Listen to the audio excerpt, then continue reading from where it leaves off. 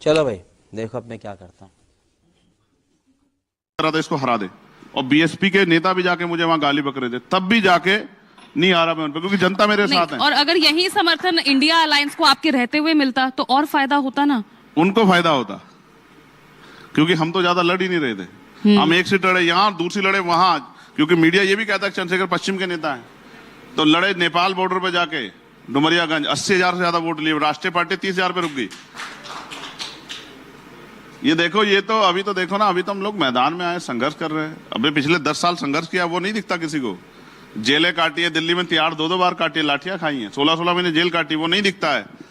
जो सामने होता है वही दिखता है, उसके पीछे का संघर्ष नहीं दिखता है। बाबा साहब अम्बेडकर दिखते हैं कानून मंत्री के रूप में, लेकिन बाबा साहब अम्बेडकर ने यहाँ पहुंचने के लिए कितनी मेहनत की नहीं दिखता है। मान्यवर काशीराम साहब दिखते हैं हेलीकॉप्टर में बैठ के चलते हुए एक बड़े नेता के रूप में, लेकिन उन्होंने कितने साल जमीन पर दिए हैं, भूखे प्यासे रह के समाज को आगे बढ़ाए, वो नहीं दिखता है। लोगों को जोड़ने का वो संघर्ष नहीं दिखता है, अभी नहीं दिखेगा। 2027 के बाद आप ही लोग कहोगे कि हम चंद्रशेखर को हल्के में ले रहे थे, चंद्रशेखर ने बहुत बड़ा खेला कर दिया। नहीं, आपको तो हल्के में कोई ले ही नहीं रहा है। इस तमाम पार्टियों के साथ आपकी बातें चल रही हैं, सबसे संबंध अच्छे और बिगड़ रहे हैं, चल रहा है। अब यहाँ यूपी से आगे बढ़कर आप हरियाणा में चले गए, ठीक है, नतीजा 0 ही रहा हो। अब दिल्ली में भी आप कोशिश कर रहे हैं, 5 सीटों पर अपने कैंडिडेट्स उतार लिए हैं। जब जब नतीजे हमारे पक्ष में नहीं आते तो हम फिर और ज्यादा मेहनत करते हैं, तो उस चैलेंज को स्वीकार करते हैं कि अब इसमें ज्यादा मेहनत करना।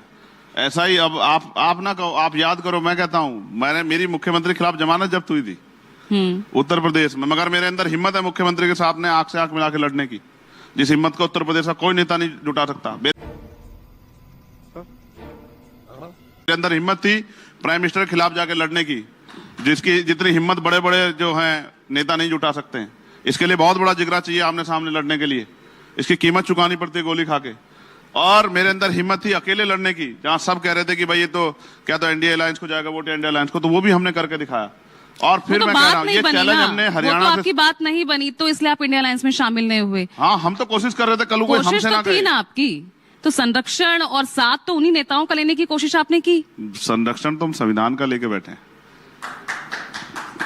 और साथ इसलिए जरूरी है क्योंकि एनडीए जो 3 बार से सत्ता में, वो भी 30-35 पार्टियों का अलायंस करके घूम रही है, और इंडिया अलायंस भी इतनी पार्टियों का अलायंस करके घूम रहा है। आप मुझसे क्यों कह रही हैं कि भाई मैं संरक्षण लेना चाह रहा हूं? मैं तो चाहता हूं कोई अच्छा अगर आदमी है और परेशान है तो मेरे साथ मिलकर अगर आगे बढ़ना चाहता तो क्या बुराई है? मैं तो कोशिश कर रहा हूं। तो आपकी राजनीति, मेरी कोशिश जीतने की है, दूसरे राजनीतिक नुकसान पहुंचाने के लिए। हाँ, आपकी भी राजनीति क्या दूसरे राजनीतिक दलों की तरह बीजेपी विरोधी है क्या? ये मैं ये मानकर चलूं? मेरी राजनीति अपने लोगों के हितों की रक्षा के लिए और उनकी तरक्की के लिए, और किसी का विरोध, वैचारिक विरोध मेरा आरएसएस भाजपा से है, वो रहेगा, वो कभी बदल नहीं सकता, क्योंकि वो अपना चरित्र छोड़ेंगे और मैं अपना नहीं छोड़ूंगा।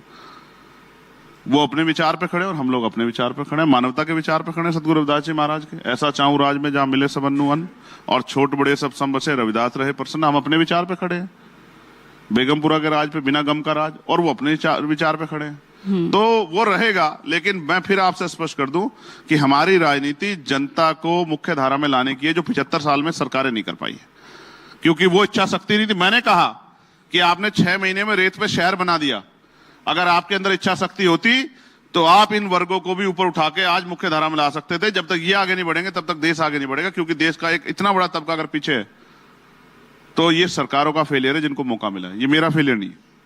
मुझे अवसर मिलेगा तो फिर मुझसे आप सवाल करना कि भाई ये कैसे पीछे रह गए। चंद्रशेखर पे एक आरोप लग रहा है और आगे और लगेगा, जैसे कि वो वैसी पे लगता है। आप आजम खान से गठबंधन की बात कर रहे हैं, तो लोग ये कह रहे हैं कि बहुत जल्दी आप देखेंगे कि आजम खान और चंद्रशेखर एक हो जाएंगे, तो किसका नुकसान होगा ये दुनिया जानती है।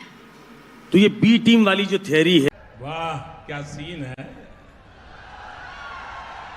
वाह क्या सीन है, जो दी जाती है वो वैसी साहब के लिए, क्या आप पे भी चस्पा होगी क्या?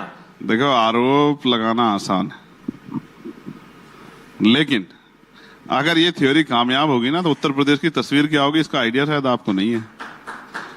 जो थ्योरी आप कह रहे हैं कि हो सकता है ये हो जाए, अगर ये थ्योरी कामयाब होगी ना, इस अलायंस के साथ कोई भी आदमी जुड़ के और विन हो जाएगा उत्तर प्रदेश में। आपको अगर एहसास नहीं तो एहसास करके देख लेना, एक बार इस वोट का कैलकुलेशन करके देखना। जबकि हम तो पूरे हक वंचित कमजोर समाज को, महिलाओं को, सबको साथ लेके चल रहे हैं।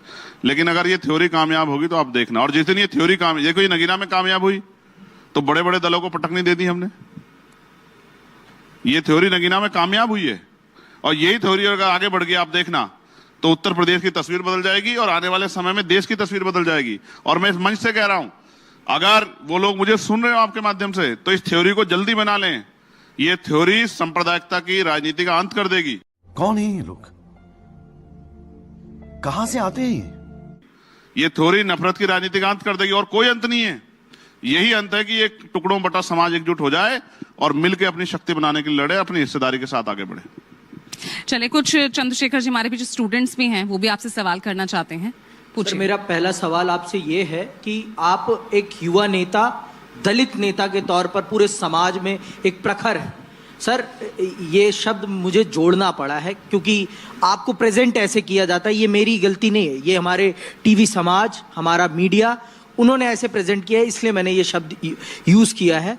और मेरा पहला प्रश्न यही है कि आप जाति जनगणना पर क्या सोचते हैं, और जाति जनगणना किस प्रकार से दलित समाज और भी अन्य समाजों का उद्धार करेगी, इस पर आप क्या कहते हैं? देखिए, जाति जनगणना ये एक बहुत महत्वपूर्ण विषय है। इस पे सवाल खड़ा करना आसान है, लेकिन इसको समझना बड़ा कठिन है। जातिगत जनगणना होगी तो ये एक क्लियर पिक्चर आएगी कि किसकी कितनी संख्या है और उसको कितने रिसोर्स आज मिल रहे हैं और जिनको नहीं मिल रहे। जैसे ये इसलिए भी जरूरी है कि मैं अभी झारखंड में था, तो मैंने झारखंड सरकार से, हमारी पार्लियामेंट कमेटी का टूर गया था, और जब मैंने उनसे सवाल किया तो उन्होंने कहा हम पे 2011 का आंकड़ा है।